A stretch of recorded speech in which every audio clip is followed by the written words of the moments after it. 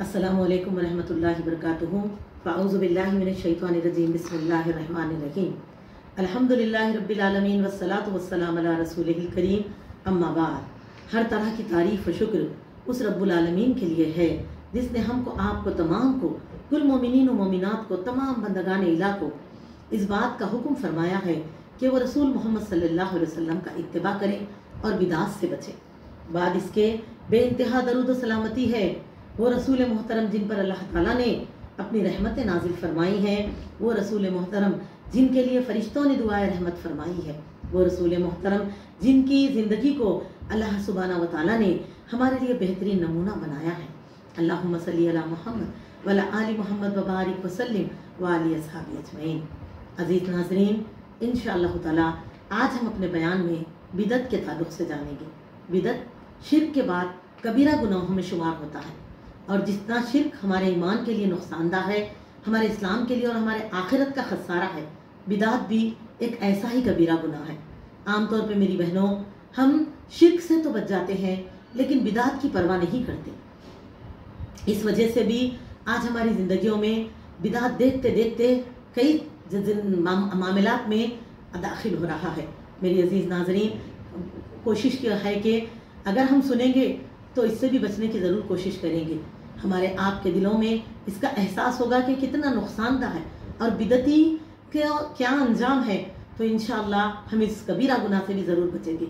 इसीलिए ये मुख्तसर छोटी सी कोशिश की गई है, लेकिन साथ ही साथ ये भी मैं आपको बताती हुई अपने उन्वान की तरफ बढ़ूँ कि एक बड़ा अहम उन्वान है। एक ही वक्त में, मुख्तसर से वक्त में हम इसको पूरी तरह समझ नहीं सकेंगे, तो इसलिए हम ऐसी कोशिश करेंगे कि पार्ट 1, पार्ट 2, पार्ट 3 इस तरह से जितने यानी कि क्लिप्स हो रहे हैं, हम मुख्तसर से सुनते हुए कंप्लीट यानी कि बिदात के माने से लेकर बिदती का जो अंजाम है और अल्लाह ताला किन चीज़ों से उसको हशर में महरूम करेंगे और आखिरत में क्या खसारे में पड़ेगा, वहाँ तक जानेंगे इंशाअल्लाह ताला।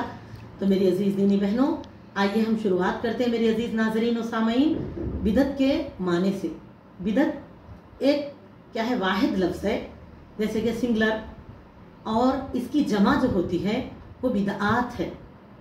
और मेरी अजीज़ों, बिदत के माने, बिदअत लफ्ज़ बदी से है जिसके माने होते हैं नई चीज़ का, नई ईजाद, कोई भी नई ईजाद जिसको बिदत कहा जाता है, बदी कहा जाता है।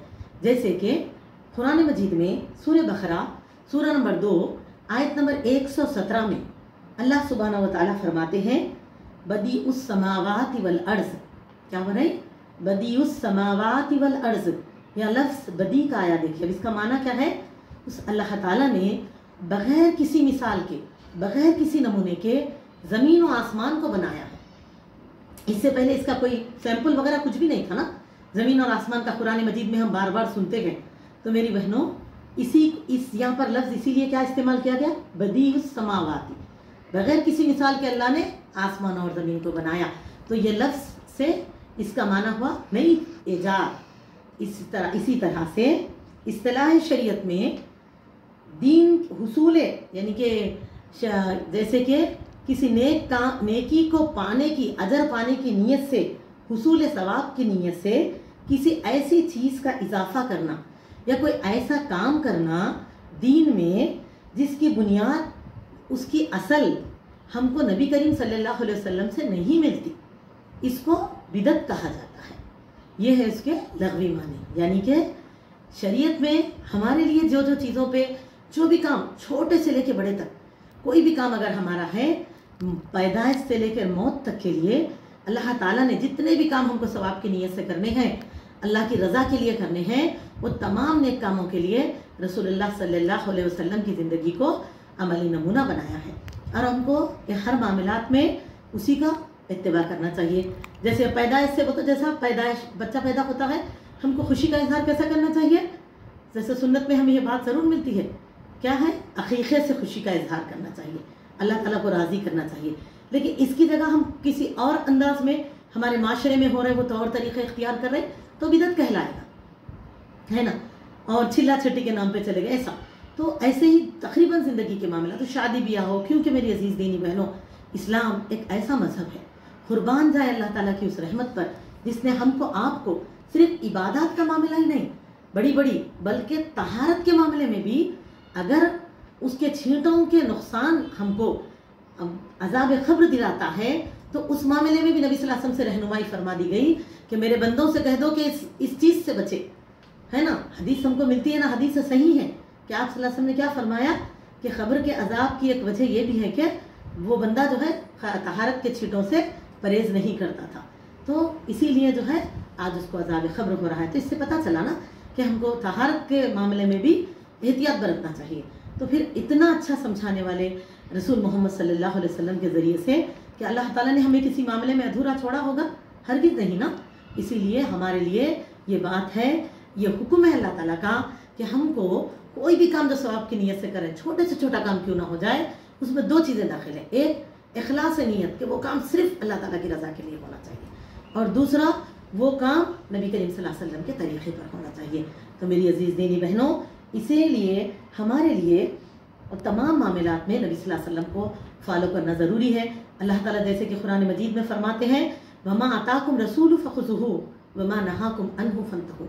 ایمان والو، رسول جو دے وہ لے لو، جس سے منع کرے رک جاؤ زندگی کے ہر معاملے میں. میری عزیزوں، تبھی تو نبی اکرم صلی اللہ علیہ وسلم نے اس دین کے تکمیل ہونے کے بعد اس دنیا سے رخصتی سے پہلے اپنی امت تک دین کو پہنچانے کے ساتھ ساتھ اس بات کا بار بار احساس بھی دلایا ہے. آپ صلی اللہ علیہ وسلم نے فرمایا قال رسول اللہ صلی اللہ علیہ وسلم کل محدثۃ بدعہ. آپ صلی اللہ علیہ وسلم نے فرمایا تمام نئی ایجادات بدعت ہیں. فرمایا وکل بدعۃ ضلالہ، اور تمام بدعتیں گمراہی ہے. وکل ضلالۃ فی النار، اور تمام گمراہیاں جہنم میں ہے، نار میں ہے. تو اسی لیے احساس دلایا کہ میں آپ کے جانے کے بعد کوئی بھی نئی چیز کے ایجاد کی ہمیں اجازت نہیں ہے.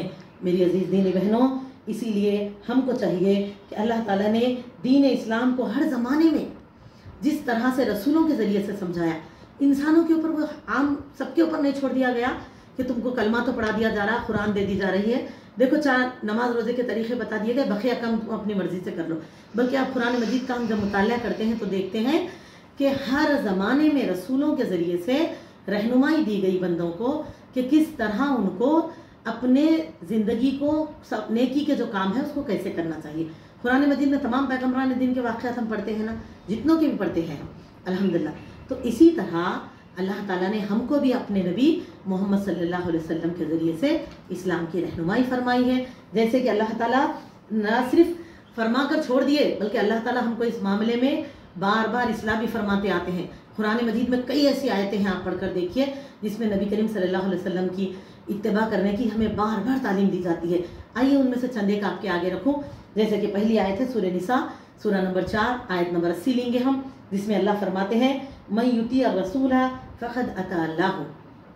جس نے رسول اللہ صلی اللہ علیہ وسلم کی اطاعت کی، یعنی کہ ان کو فالو کیا، ان کی فرما برداری کی، اللہ تعالیٰ فرماتے ہیں اس نے اللہ تعالیٰ کی اطاعت کی. یعنی کہ محمد صلی اللہ علیہ وسلم کی اطاعت میں اللہ کی اطاعت ہے. کہ اللہ تعالیٰ فرماتے ہیں اور ایک مقام پر تو سورہ محمد میں دیکھیے آپ، سورہ نمبر 47 آیت نمبر 33 میں اللہ تعالیٰ فرماتے ہیں اعوذ باللہ من الشیطان الرجیم یا ایھا الذین آمنوا اطیعوا اللہ والرسول ولا تبطلوا اعمالکم. اللہ فرما رہا ہے ایمان والو، اطاعت کرو، اللہ کی اطاعت کرو، محمد صلی اللہ علیہ وسلم کی. دیکھو اپنے اعمال کو برباد مت کر لو. یعنی کہ اللہ کیا فرما رہے ہیں، ورنہ تمہارے اعمال نہیں قبول کیے جائیں گے. میری عزیز دینی بہنوں، اللہ تعالیٰ یہ کیوں فرماتے ہیں کہ جس طرح ہم کو قرآن مجید کو جیسے نبی صلی اللہ علیہ وسلم سمجھائے، جیسے صحابہ سمجھے، جیسے ہمارے اسلاف سمجھے، اس طرح ہم کو سمجھ کر پڑھنا اور سمجھ کر اس کو فالو کرنا ہے.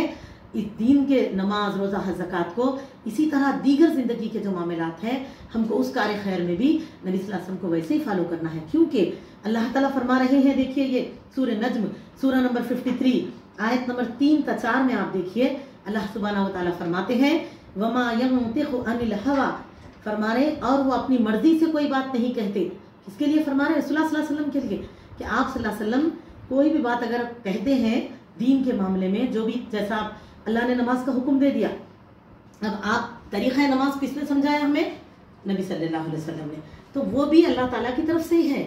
روزے کا حکم آیا ہمارے لیے، صوم و سیام کا لفظ آیا، روزے کے معنی رکنے کے ہیں. تو کن چیزوں سے رکنا ہے، किन चीज़ों को करना है, ये मोहम्मद सल्लल्लाहु अलैहि वसल्लम ने जो हमें समझाया वो अल्लाह ताला के हुक्म से है, वो भी रहनुमाई अल्लाह ही की है। जिसको हम अहदीस कहते हैं ना, ये भी अल्लाह ताला की रहनुमाई है। ये जो हमारे लिए है कुरान मजीद के ये जो प्रैक्टिकल है ये अहदीस, तो वो उसको कर कर आप सल्लल्लाहु अलैहि वसल्लम को जिब्रील अलैहिस्सलाम रहनुमाई फरमाते अल्लाह के हुक्म से, आप सल्लल्लाहु अलैहि वसल्लम उसको हम तक पहुंचा दिया करते। तो हम सबके लिए क्या है ज़रूरी, अल्लाह ताला फरमाते हैं देखो कि वो अपनी मर्जी से कुछ नहीं कहते, इन हुआ इल्ला वह्युन यूहा, और फरमाते हैं रब्बुल आलमीन बल्कि वही है जो उन पर नाजिल की जाती है, यानी कि अल्लाह की तरफ से जो वही नाजिल होती है वही तुम तक को पहुंचाते हैं। तो लिहाजा मेरी अजीज़ों, हमको चाहिए कि रसूलुल्लाह सल्लल्लाहु अलैहि वसल्लम की इत्तिबा में हमको दीन के हर मामले में नबी करीम सल्लल्लाहु अलैहि वसल्लम की इत्तिबा करें, जिसमें आइए कुछ ऐसे दलाइल मैं मुख्तसर से दूँ इंशाअल्लाह ताला। आज के उन्वान को उसके साथ मुकम्मिल करूँगी मैं, जैसे कि कुरान मजीद ही के में आप ऐसे कई सारे वाक़यात देख सकते हैं।